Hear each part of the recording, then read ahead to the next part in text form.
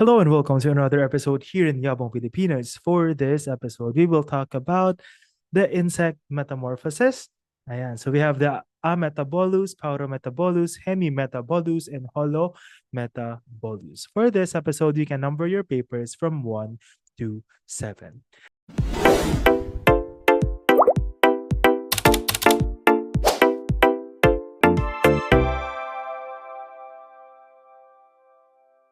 If you are new here, I am Josh, and my mission here in Yabong Pilipinas is to democratize access to agricultural education. So, ang ibig sabihin lamang doon, mas gagawin natin accessible online yung mga topics for the licensure examination for agriculturists. Siyempre, hindi naman super duper lahat, pero as much as possible, ayun yung mission ko in the long run na magkaroon ng good resource ba ng licensure examination review na nandito lang sa online dahil lectures talaga, etc.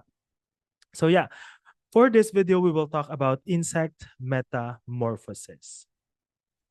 Okay, number 1. Dragonflies exhibit which type of metamorphosis? A. Ametabolous. B. Gradual or terrestrial Hemimetabolous. We also have incomplete. C. Aquatic Hemimetabolous. Or letter D. Complete or Holometabolous. So the answer here is C. Incomplete or aquatic Hemimetabolous.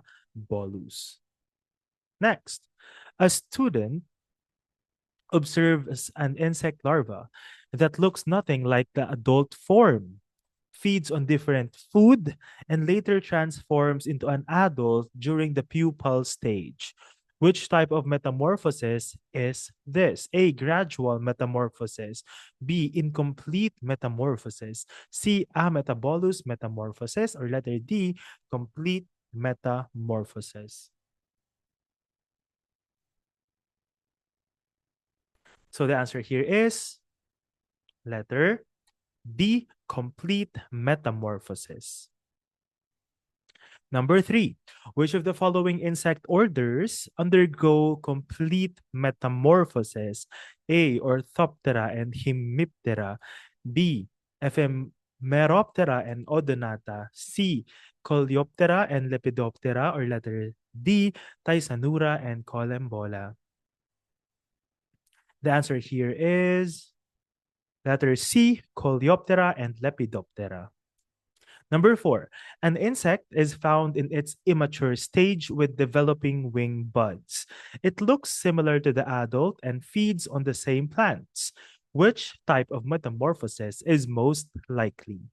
A. Ametabolous. B. Paurometabolous. C. Hemimetabolous. Or letter D. Complete.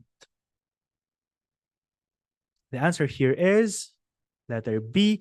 Paurometabolous. Number 5, insects with Ametabolous metamorphosis share which characteristics? A. Winged adults. B. Immatures called nymphs. C. Adults identical in form to immatures, just larger. Or letter D. A pupal stage. Ametabolous, the correct answer is letter C. Adults identical in form to immatures, just larger. Next, number 6. A farmer notices caterpillars eating his crops, but later sees butterflies feeding on nectar from nearby flowers. This illustrates which concept of metamorphosis? A. Same food source across all stages. B.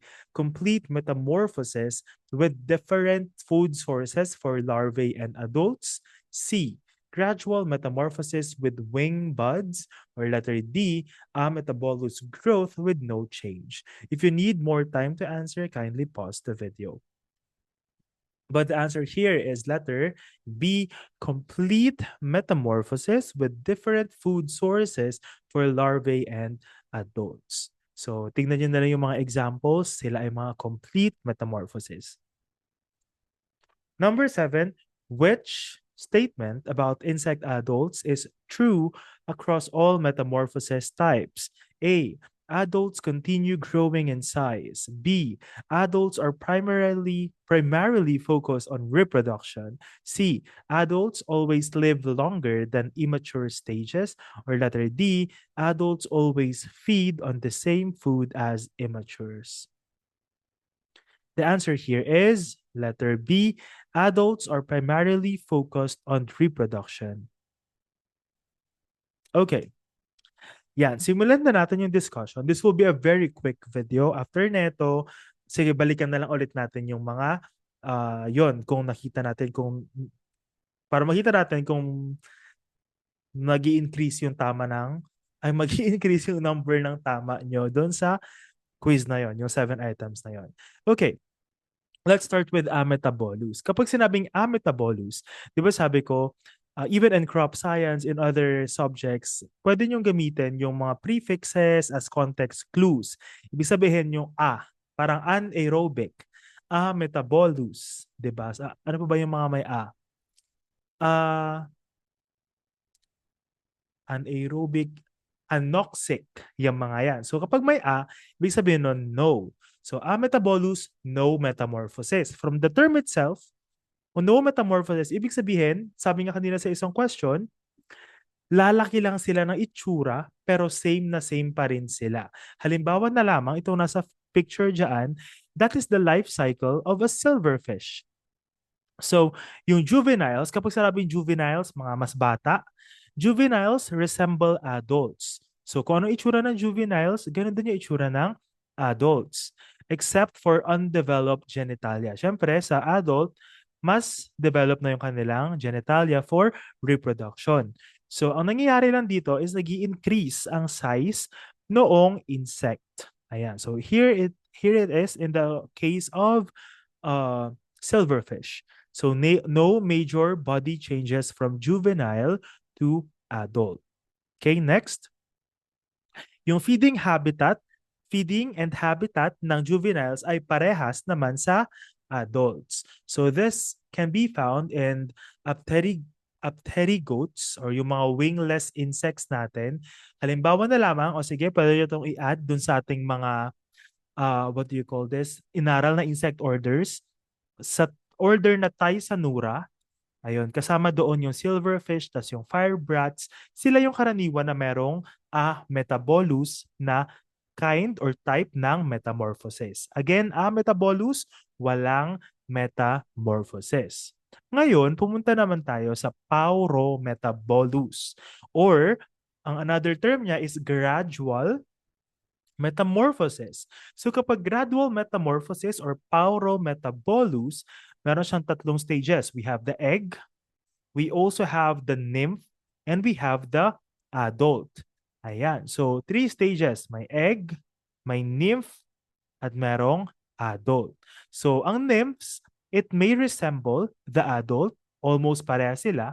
Meron silang wing pads and underdeveloped genitalia. So, itong mga ito. Yan. Ang example ng mayroong Paurometabolous ay yung ating Hemiptera and Orthoptera. So, Hemiptera, these are true bugs. Tapos Orthoptera, katulad ng grasshoppers, katydids, and crickets. Ayan. So, Paurometabolous, tandaan nyo lang itong dalawa, Hemiptera and Orthoptera. Para let's say, for example, sa licensure exam, ang para lumabas ay, what is the type of metamorphosis of grasshopper? Kapag alam mo na ang grasshopper ay Orthoptera, masasabi mo na agad na, okay, Paurometabolous. Okay, now let's go to Hemimetabolous. So ang Hemimetabolous naman, this is incomplete metamorphosis. So this developed as a separate category from Paurometabolous, which is yung Paurometabolous, ang kanya naging focus is more on aquatic entomology. Ayan, so ang Hemimetabolous naman halimbawa sa, ayan, dragon, tawag dito? Yes, yung ating mga crops na meron silang aquatic na nature, kumbaga. Halimbawa na lang is yung sa Odonata, we have dragonfly. Ayan. So, we have here egg, naiad. Kung kanina, sa Paurometabolous, ang tawag sa kanila ay nymph. in Hemimetabolous, ang tawag naman ay naiad. So, ayan. Ang stages niya, egg, naiad, and adult. Tatlong stages pa rin. Again, Paurometabolous, nymph, Hemimetabolous, naiad. So naiads in immature forms do not resemble adults. Yung kanina, sa Paurometabolous, they can resemble adults like this one, which is milkweed bug. So almost same sila. Almost magkamuka. Ayun lang yung meaning nun. Sa Hemimetabolous, ang mga naiads, hindi sila pareha sa itsura ng adults. And another fact is that nag-occupy sila ng aquatic habitats. So they may have wing pads or tracheal gills for aquatic respiration. So halimbawa na nga nun ay yung dragonfly from the insect order Odonata. Okay. And lastly, we have Holometabolous or complete metamorphosis. So this is found in highly evolved insects. And kung kanina, yung Ametabolous, wala siyang stages o parang same lang kung ano yung itsura ng bata, ayun na rin itsura ng matanda. Sa Paurometabolous, meron siyang tatlong stages which are egg, nymph, and yung adult.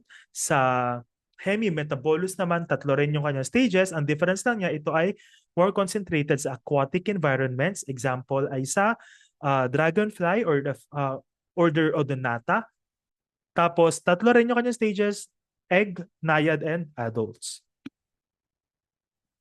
And now, we have Holometabolous or complete metamorphosis na may 4 stages. So, ang stages naman nito ay egg, larva, pupa, and adult. So, kung ano yung inaaral natin since grade 3, I guess, ganyan. So, inaaral na natin yung mga yan. So, ayan siya. Example nito na pinakasikat is yung sa Lepidoptera. So, ayan, tingnan natin yung ibang ganaps. So, ito yung itsura nila. Ayan, so we have here yung stages of growth ng Holometabolous na metamorphosis or complete metamorphosis. So kapag i-compare natin yung larva tas yung adults, they are completely different in form. As in, hindi sila magka-muka. May or may not feed on the same food or share habitat. So there are cases na yung stages na to, yung stage na to, tulad ng sabi natin butterfly, syempre, nandyan lang sila na nasa loob at this stage. Kapag lumaki na sila, naging adult na sila, pwede na sila mag-roam around, mag-pollinate sa isang garden, etc. So they may or may not feed on the same food or share habitat. So it only reduces competition between life stages. Kasi halimbawa kapag parehas yung habitat nila, syempre competition din sa space kapag in terms of habitat. Ito, since magkaiba na ng habitat, less yung competition between life stages. So the most famous example here are from the insect order Lepidoptera. So larvae focus on feeding and growth. Yung adults naman focus on dispersal and reproduction. Again, completely different in form. So sa pupa stage, a quiescent stage, meaning lang nun ay inactive. Ibig sabihin, walang masyadong nangyayari.